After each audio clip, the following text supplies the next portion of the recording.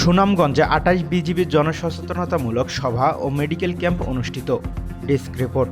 সীমান্তে অনাকাঙ্ক্ষিত ঘটনা প্রতিরোধ, চোরাচালান, নারী ও শিশু পাচার এবং অবৈধ অনুপ্রবেশ বন্ধে জনসচেতনতামূলক সভা করেছে সুনামগঞ্জ ব্যাটালিয়ন ২৮ বিজিবি। মঙ্গলবার দুপুরে তাহিরপুর উপজেলার উত্তর বড়দল ইউনিয়নের চাঁদপুর মাঠে এই সভা অনুষ্ঠিত হয়।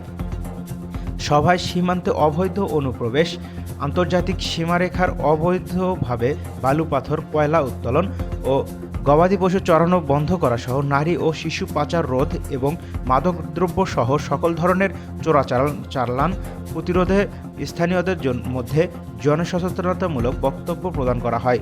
সভায় বক্তব্য রাখেন Sylhet BGB sector commander colonel Mohammad Saiful Islam Chowdhury, Sunamganj battalion ২৮ বিজিবির অধিনায়ক AKM জাকারিয়া কাদের, তাহিরপুর উপজেলা নির্বাহী কর্মকর্তা মোহাম্মদ আবুল হাশেম, থানার অফিসার ইনচার্জ দেলোয়ার হোসেন।